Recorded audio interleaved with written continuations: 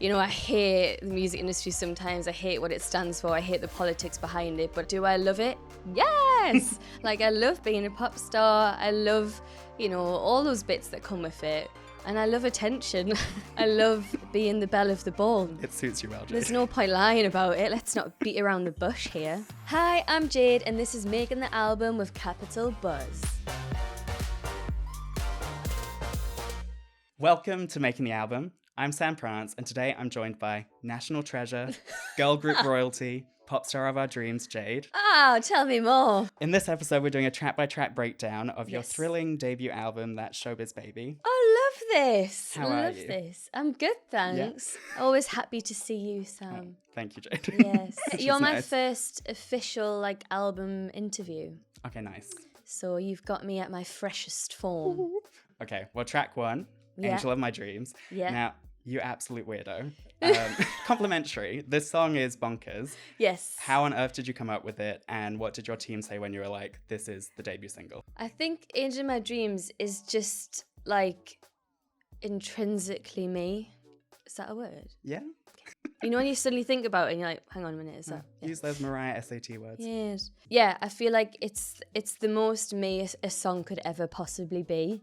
I think I do have quite a chaotic brain, and for my first single especially, I knew I wanted to come out swinging and surprise people and kind of squash my whole music career in this 3.5 minute pop song. And I wanted it to almost be like a musical in a song. I feel like it has 3 acts to it. I wanted it to literally feel like it starts with that X Factor winning moment. It's like, oh, this is so magical, and then you're kind of catapulted into the synthy heavy clubland beat, which for me is what my last sort of 14 years of being in the industry felt like. So yeah, it really tells my story, and I think it's the perfect introduction to the Jade world. And I was really pleasantly surprised that the label, management, everyone on my team was very much, into it.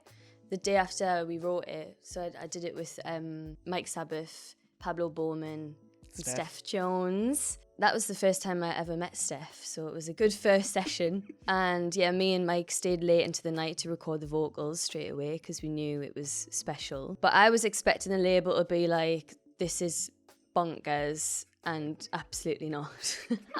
But to my surprise, they were just like, yeah, that's it, you found it. And I can't explain the relief I felt to have finally found the first single. Well, and not only that, but it doesn't sound anything like Puppet on a String, but Sandy Shaw loves Oh it too. yes, there's so many elements that I almost forget. Yeah, so the sample is Puppet on a String by Sandy Shaw, and I'd wanted to sample that for years. I tried it with the group once.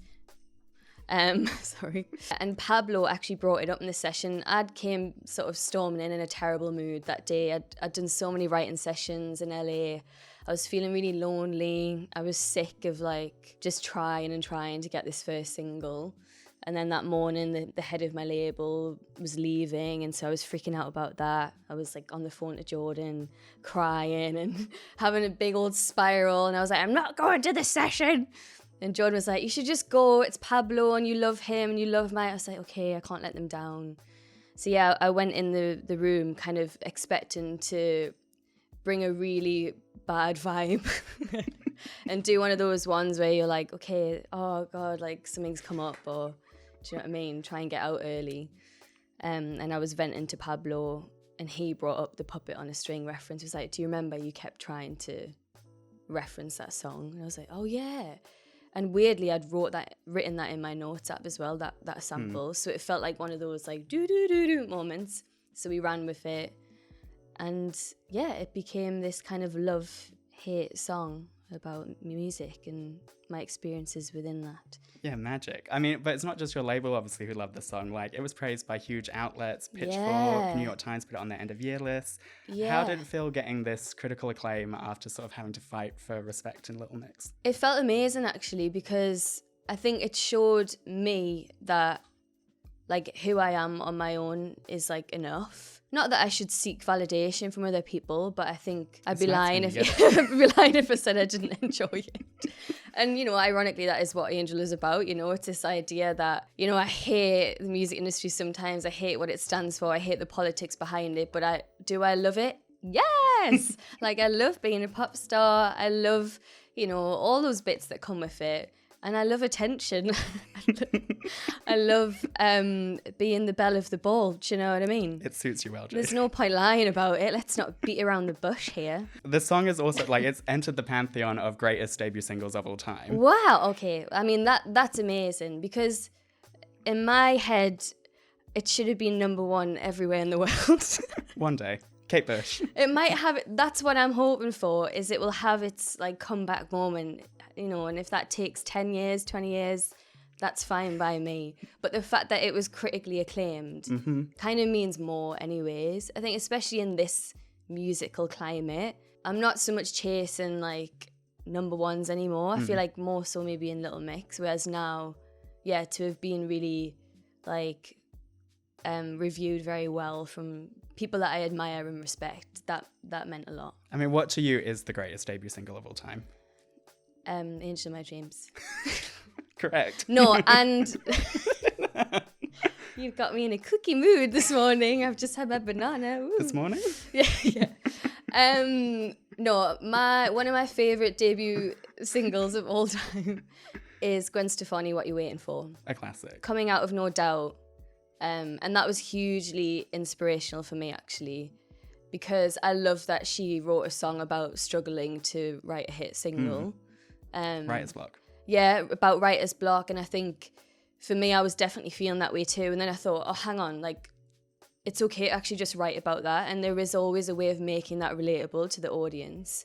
And also when she came out with that, it was just like, hang on a minute, what is this? And like the video, that kind of Alice in Wonderland vibe, like it was just all like so chef's kiss to me. So there's that.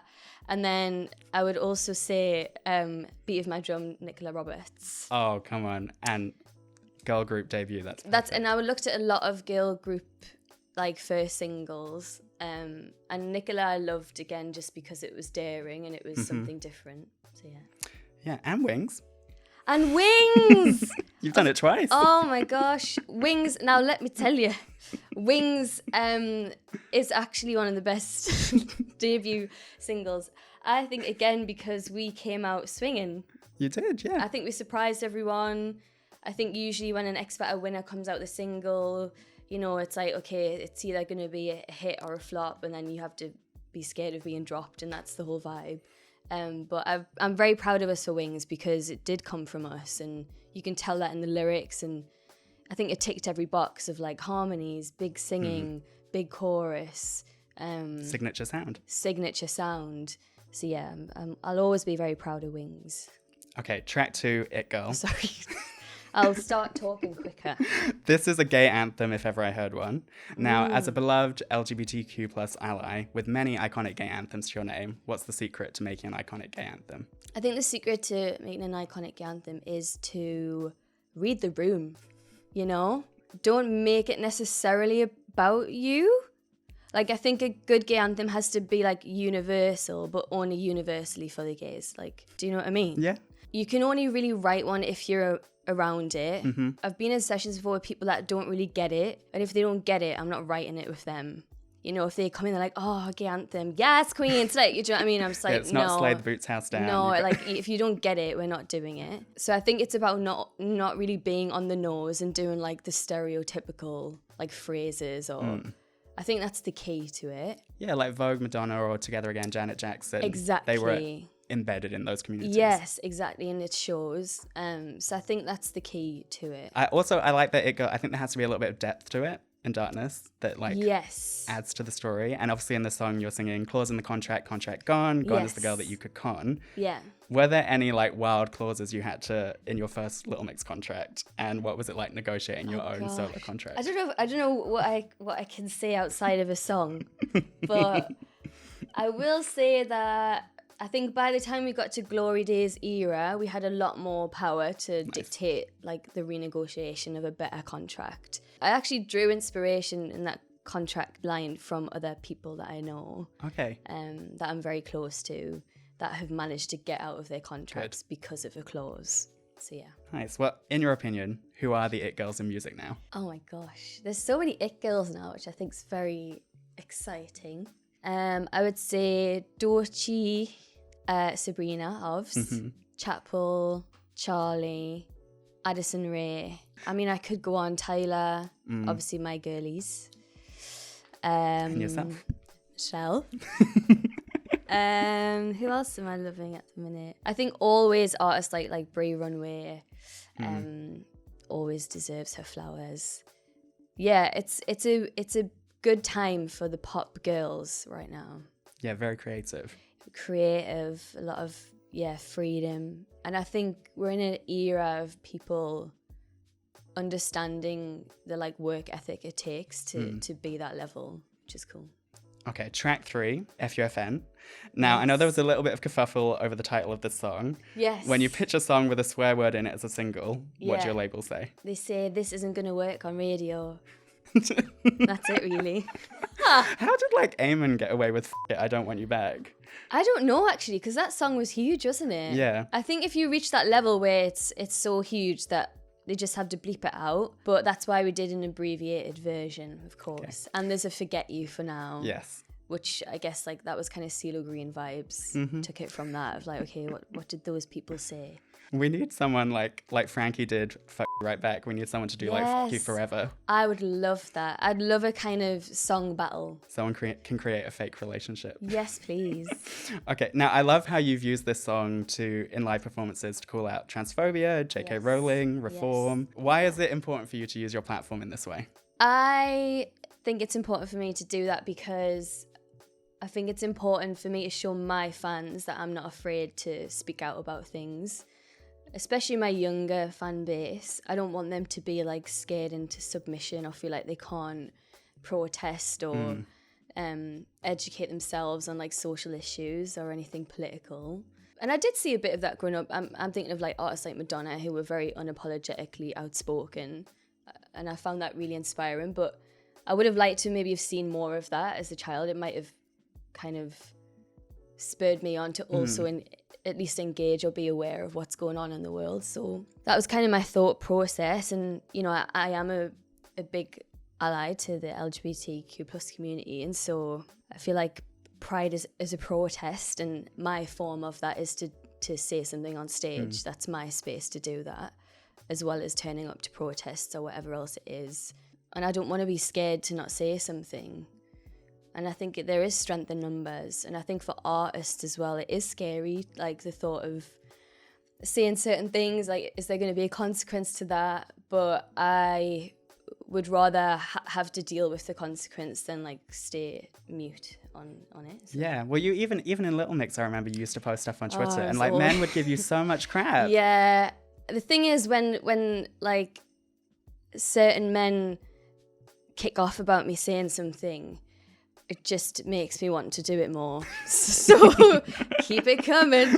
But yeah, I've always been quite outspoken, and I think it was like a known sort of joke amongst the fandom with the girls that like if there was ever an awkward question or a politically charged question, it would be like, Jade. And I think I've just always had that in me. I'm quite an introverted person, but at the same time, I'll stick up for what I believe in, especially when it's for other people. And yeah, like you say, I've tweeted about politics before and seen a sort of aftermath of backlash, especially from like male MPs and stuff like that. It'd be like, get back in your pop box. But I think they say that because they're a bit intimidated or afraid of like the influence that an artist can have. So you got the power. So much so. Well, we know in Little Mix as well, like Love Me Like You was originally titled Fuck Me Like You, and you often tone down your songs for your younger audience. How has being a solo artist changed how you write? I think I don't feel as sort of restrained, I guess, with that sort of thing. Little Mix obviously had a much younger fan base as well, and so we did have to consider that. I do also love kind of being tongue-in-cheek with the lyric. There are actually a lot of dirty Little Mix songs. Oh, yeah. But we always got away with it. Yeah, Adidas, beep, beep. The list goes on. But I think we took inspo from like the Spice Girls with that, like two become one is like filth. But it'll go over a kid's head. Exactly. And I think we always had that in mind. And, you know, you're in a group, so you've got to all agree on that as well. So I think on my own, there obviously is a bit more freedom to like fully express myself. And I'm a bit older now, so like I'm going to write and say things that I probably wouldn't have 10 years ago. Completely. Even Beyonce, I remember saying when she released Self-Titled, it was like having had a baby, I think she felt freedom to be like, yeah, partition. Yeah, exactly. We love it. Okay, track 4, Plastic Box. Yes. A perfect song. Really? Thank you. Yeah, I think this is my song of the year so far. Now, how do you pick your collaborators, and did you have like a dream list? I do have a dream list. I think this album particularly was a bit of a struggle in that I had to find my people. So I spent like 3 years speed dating writers, producers. Who did I love? Who was I not loving so much? And it's not that you don't like that person. It's just if you click, it's a very intimate thing. Just like being in a small room with someone and being like, let's bare our souls and write a song. Do you know what I mean? Yeah. So you have to find out quite instantly if you've got that vibe going together. But I always knew that I would gel well with Mike. We wrote Wasabi together years before. And it was that kind of classic case of, he wasn't necessarily like popping off at the time. So a few people were like, you know, you should get in with Mike. There's nothing happening at the minute. I was like, okay. And then Escapism came out with Ray, and they were like, you should get in with Mike Sabbath. If everyone could have been listening to what I've been preaching and saying. Exactly. So that was a good lesson for me in that, like, you shouldn't follow what people are saying is like hot right now. You should just have faith in who you know is an amazing talent.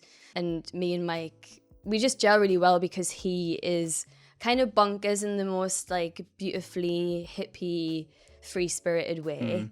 And I'm really drawn to like big personalities in a room, I think, because I'm maybe a smaller character in those spaces, so you need that yin and yang. So yeah, I really love Mike Sabbath. Pablo Bowman is another one that I've written a bunch with. Lauren Aquilina, she's amazing. She really gets me. And Circuit was the one that I wasn't expecting, because in LA I got put in a lot of rooms with like these huge producers and I'd get really anxious and nervous about it.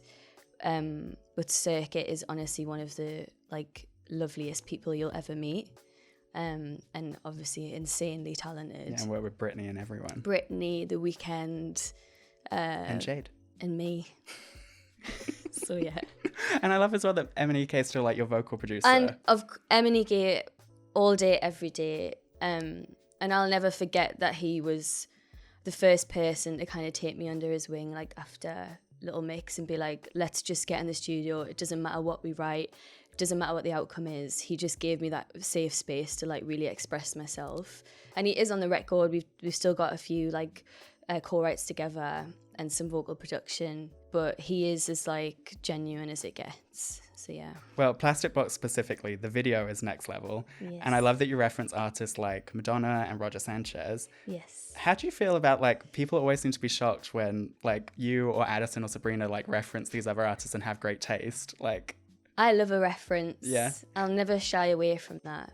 I think, you know, I grew up loving pop music and everything about it. And so I do bring that into a lot of my work, especially the visuals. And with Plastic Box, I don't know, I kind of knew that I wanted the video to like be a little weird and kind of obviously have some sort of plastic box within it. But it was actually India, the director, who brought in the Sanchez reference, which I really loved. And that is an iconic music video. And then Madonna always, to be honest. Every day. So, yeah. But I love that music video. And I feel like Plastic Box is a little bit of a dark horse. It's become like a firm favourite amongst a lot of people. It's like that perfect Tears on the Dance Floor. Exactly. Anthem. That's what I wanted, a happy, sad, like pop dance song. That's probably my favourite kind of song. Yeah. Yeah, like Dancing on My Own, We Can't Be Friends. Yes. The list goes on. Yes. Track 5, Midnight Cowboy. Yes. Okay, so Nshuti Gatwa, a fellow national treasure, Yes. introduces you on this song. Uh-huh. How did you two meet, and how did you end up on Midnight Cowboy? I said, oi, can you be on my song, please? And he said, yes. Oh my gosh, cute. I love him. I think he's amazing. I'm not a Doctor Who head by any means, but I loved that he was Doctor Who. And I love that he is very talented and also quite supporting. I think he's unapologetically himself. And for Midnight Cowboy, it kind of started with me doing that kind of voice, and it was me like pitched down, and then I thought it needs to be someone, you know. You deserve an MC. Yeah, I deserve an MC. And there was a list of people actually. Did you audition? Yeah, everyone had to audition. No, at first I thought about Miriam Margulies? Yeah, but then I thought maybe Shooty's a little bit like sexier. Yeah, no, it would have been a different tone. It would have been a very different tone, and so yeah, he was perfect for it. And what's really lovely is we formed this kind of friendship because of it. And like at Glastonbury, we actually just bumped into each other. And I was like, will you do it on stage? And he said yes. So he's done a lot for me. Oh, sweet. Well, also, I love that he says ladies and gentlemen, theys and thems. Yes. Why was it important for you to shout out like non-binary and gender non-conforming huns in the lyrics? I just think we should start normalizing like... so many songs have like boys, all the boys and girls are, hey, girlies, blah, blah, blah. And I just feel like we should start normalizing boys, girls, theys, thems, just being... inclusive. Yeah, and just making that the new norm. Yeah, because it is. Anytime you're referencing a group of people in your music. Love in it. my humble opinion.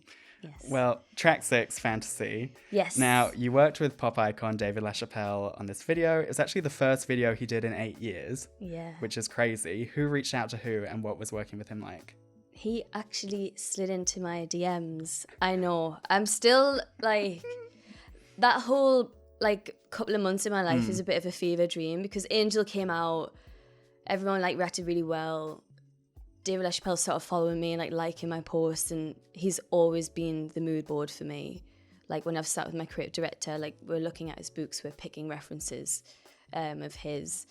And I remember sending the screen grab to my stylist, Zach and Jamie, and being like, is that actually David LaChapelle? Asking, you know, about like meeting up.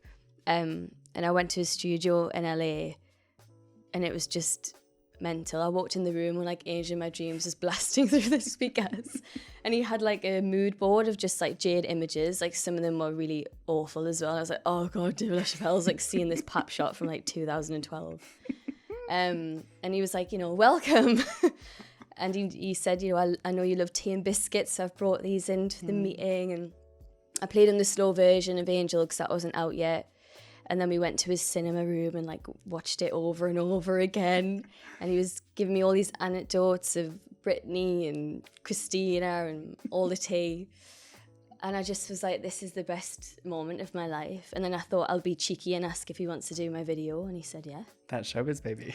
That's Showbiz Baby. And working with David was like, you know, it was the bucket list. It was one of the top goals. And I'd literally written that down as like a manifestation.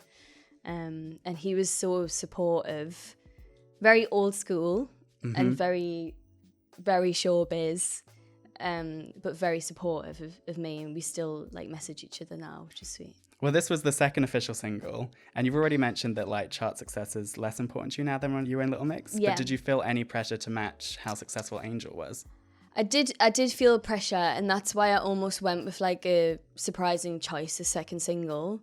I kind of didn't want the pressure of like coming out with another big super poppy song, because if that like didn't do that well, I would have maybe felt worse about it. I don't know. I liked the idea of being like, that was Angel, now we're going like Motown Disco Land. And I always kind of saw that as being the second single anyways. It kind of felt a bit short, I think, to like circumstances around the release, which no one can ever predict. But I still think Fantasy is that bitch. Oh, sorry. Passion, pain. Like, I literally feel like I'm floating on a glitter ball exactly. whenever I listen to it. And live, it's amazing. I've loved doing it in the festivals. Obviously, I got a David LaChapelle music video out of it.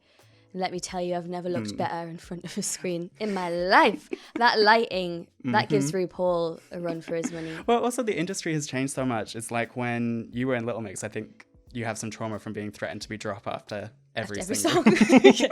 Whereas now, like, you have people like Renee Rapp, who's just about to do an arena tour, and she's not had a top 40 single. No, and I think that's one of the best things about music right now. And I'm still battling that like conditioning that I have, of like, oh my God, like it's not in the top 10. What does this mean? I'm like, no, girl, like you're doing music you love. You've got a very strong fan base. You're selling tickets for your shows. That's more important right now. And, you know, it would be lovely to have that huge moment, but I believe that when the time's right, it'll happen for me. And you just can't predict it anyway. Like, I could write the best song in the world, and if it's not viral on TikTok, who cares? So, well, on the note of charts, fans are a little mad that you're releasing the same week as Ed Sheeran. How did you land on that release date? You love a chart battle. I love a chart battle. Who's going to be number one? Me or Ed? Who knows? You know, Rihanna's going to finally drop her album that week, and then it's curtains for us all. I mean, one thing I will say is I think fans don't always realize that it's so much more in advance when you do these things, and like when you have a date, you're factoring in like promo, vinyl production, like all these like boring things that determine a date.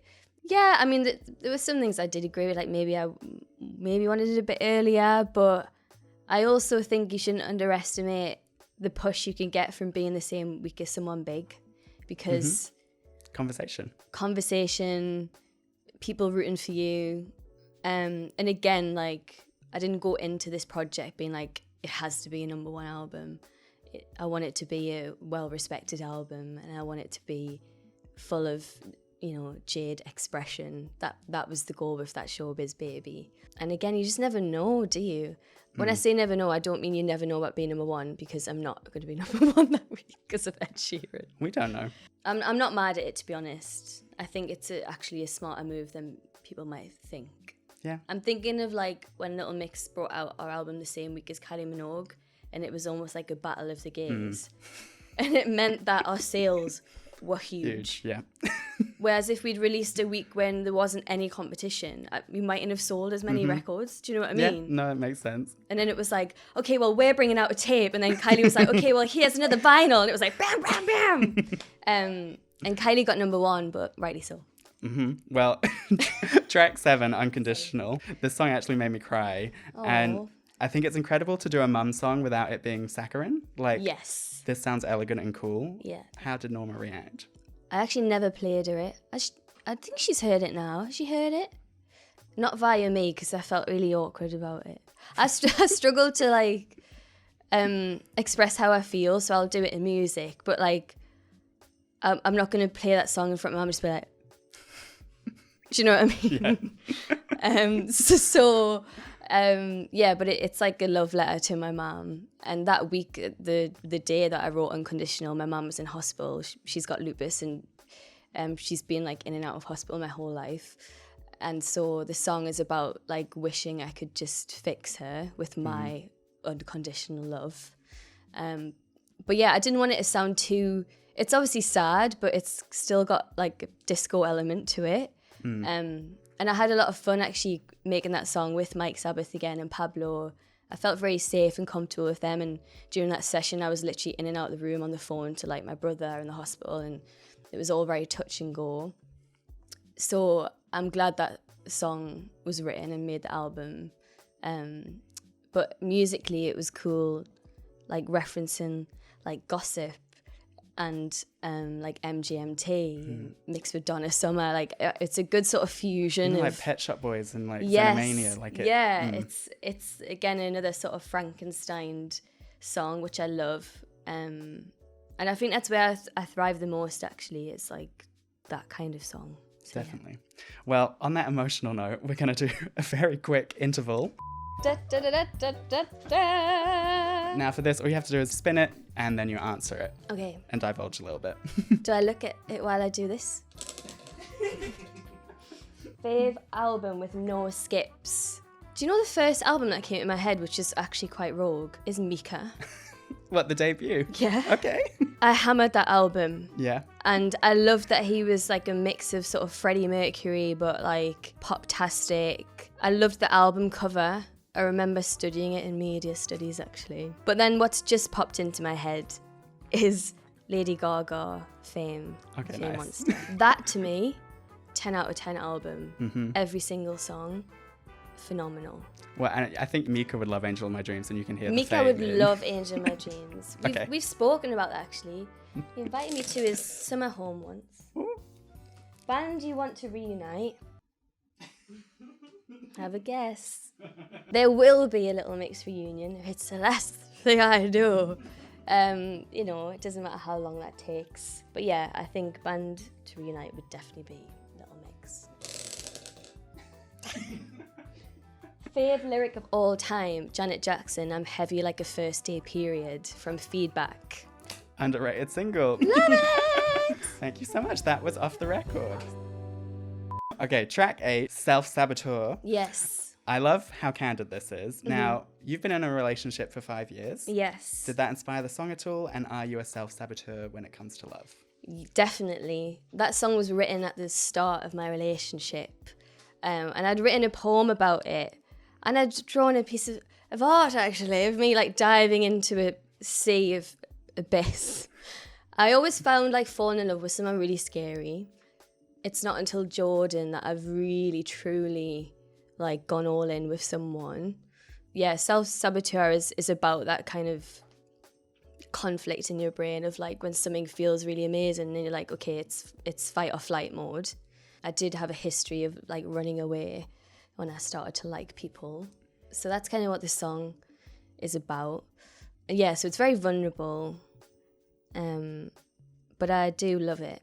Yeah, it's beautiful. I mean, what's it like dating another artist and playing songs for each other that you've inspired? I mean, it's actually really helpful. I really trust Jordan's like musical ear. I think he's made me a better writer as well because he will write rap music as well as like the RZA kick stuff, and he's great with melodies as well, to be fair.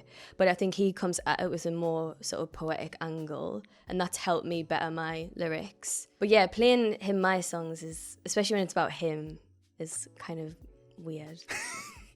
I never played in Plastic Box because I knew he wouldn't like the concept. Because I didn't tell him that saw there was what I saw. I just wrote it in a song instead. Anyways. Yeah, but he's your biggest fan. Anytime I've seen him on a red carpet, he loves your music. Yes, he's very supportive. Okay, track 9, Lip Service. Now, yes. Transition, the sequencing, perfect. Thank you. Up in the clouds, when you go down, you can't keep your lips off the juice. There are some lovely euphemisms in this song, Jade. What's it about? Cunnilingus. Or just any kind of, you know, oral. Any sort of foreplay, I would say. Okay. Let's make this inclusive. Yes, it was actually Tavelo. She started the song. We went a session together and she played me it. It didn't have like all the lyrics or melodies yet, but I just loved the concept. I loved how it was kind of like, it sounds all innocent, but it's feral. But the juice line, even Jordan, when I played it, was like, oh, are you really going to say that? I was like, it's a bit of fun. Yeah, but it also sounds quite sexy. I feel like Tinashe could sing this. Exactly, and if she can, why can't I? Yeah. But I love Lip Service. I think it's another dark horse. I feel like it's going to be a fan favourite. And also, I think it's just always great when female pop stars sing about exactly, and I actually really wanted to do that on the album. I really wanted to express that part of myself. Well, you mentioned you work with Tuvalu on this, yes. And you've also collabed with Le Seraphim, Confidence Man, and Kesha now. Yes. Who's still on your dream collab list?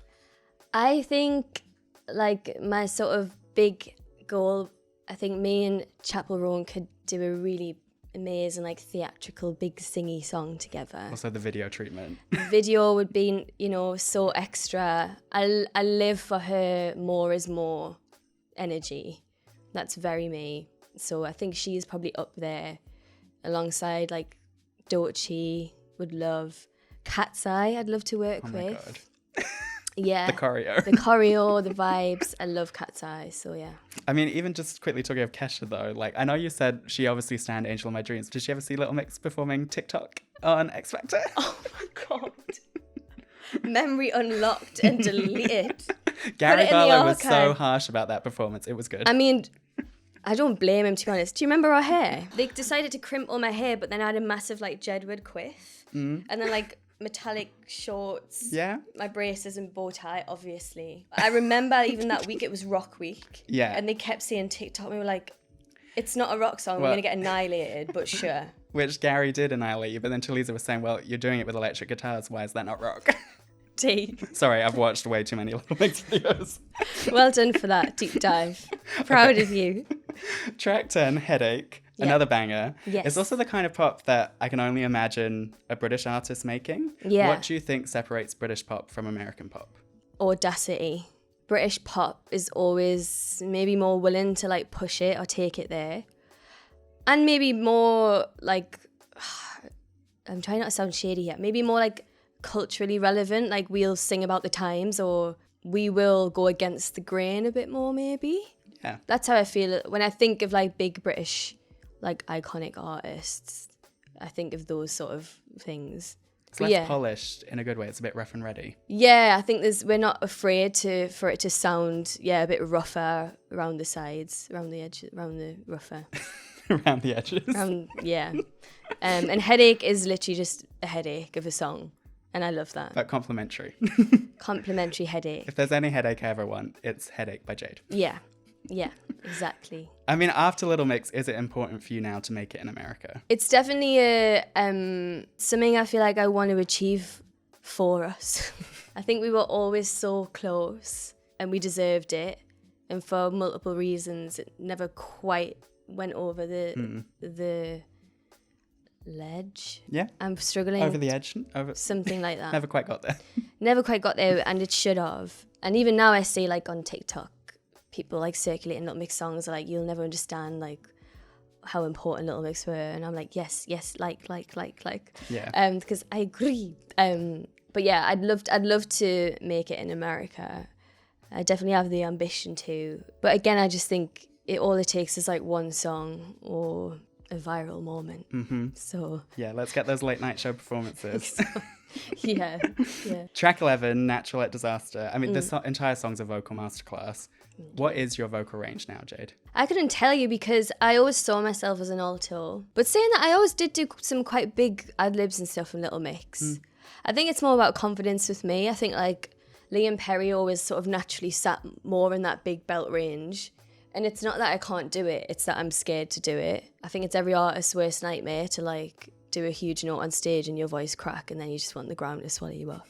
That was actually one of the inspirations behind the trapdoor thing with the Brits. Just because if anything goes wrong, I always imagine a trapdoor just like falling. Anyways, what were we talking about? Oh yeah, Natural Disaster, vocal masterpiece. I mean, this could be so good live. Yeah, there's big vocals in that. But I think what I love about Natural Disaster is it starts very low. There's the head voicey stuff. There's riffs. There's runs. There's big belt. You're really getting a bit of everything with that song. So I'm very excited to perform it live. Track 12, Glitch. Yes. Glitch. Glitch. I mean, I adore this. Now, I couldn't work out at first if this was like about a relationship or the music industry, but is it about your relationship with your body? What does it mean to you? It's about my relationship with myself. It's like me fighting myself. It stemmed from my eye tick that I have. All my life I've had different like twitches or ticks. And through various traumas, I grew an eye one. And so the song Glitch actually stemmed from me wishing that I didn't have that tick. Now I have to really try not to do it because I'm talking about it. So You're good. It's about my eye twitch. But then it kind of evolved into being more about just anxiety and this battling your inner demons sort of thing. Now you know that. You can probably hear in the lyrics where I'm like actually specifying like my tick. Your tick. I mean, talking of glitches, songs from the album did leak. Yeah. Now, what is that experience like?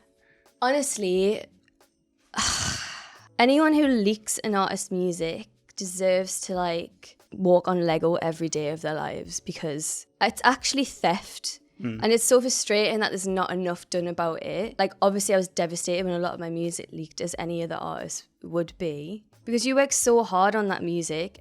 And it's even worse when it's like a demo version or it's not even finished because someone's like putting out your art without your approval or without it being finished. And it's not fair on other writers and producers as well. And I've heard them say this before, that sometimes if someone leaks someone's work that's not out yet, it ruins the chance of that song coming out. And this is why I stuck with my album and didn't change it, because it was almost like, why should I have to start again because you've stolen something from me? Do you know what I mean? When people listen to it, they'll know why you've not changed anything. Yeah, and you know, there are songs that are probably out there that I still would want to release as well, whether that be on like deluxe version or further down the line. But anyone that leaks music, I just think rot in hell. Track 13, Before You Break My Heart. Okay, very proud of this. This sample, Stop in the Name of Love by the Supremes.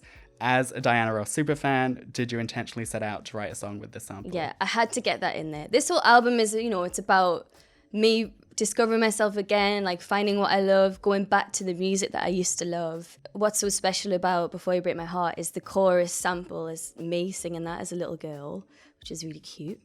And I was in the studio with Mike again and Pablo, and I was showing him like childhood videos, and one of them was me singing that song, and then we put it in to this and wrote a whole song around it. So I'm really proud of that one, and I'm proud and happy that I get a sort of Diana Ross moment on the record, because as we know, that means a lot to me. So yeah. She is the diva. She is. Okay, track 14, Silent Disco, an epic closer. Now, there were fan theories that this was the original title of the album, or is that true? And if so, why did you change? Never. Okay. It never was. False. False. Fake news. I think because I had a title of it in the Angel video, it was on a poster. I think that sort of caused speculation. But, I mean, it would be a great album title. What was the original title? I don't want to say because I might use it further down the line.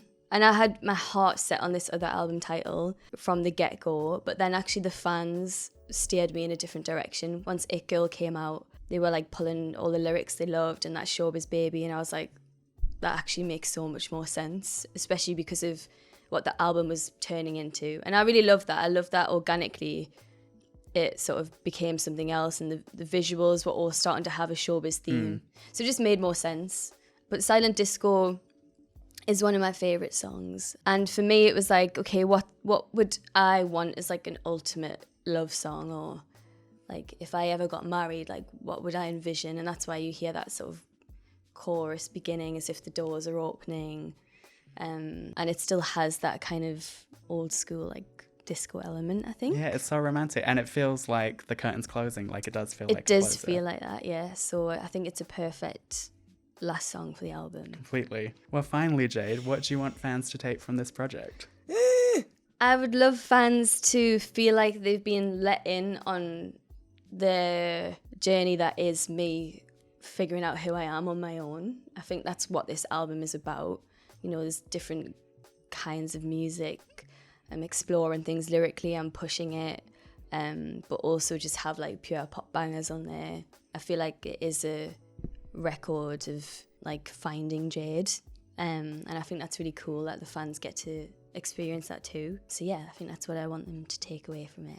Yeah, as like a day one mixer who yes, it's been like such a privilege these past few weeks just getting to like live with this album.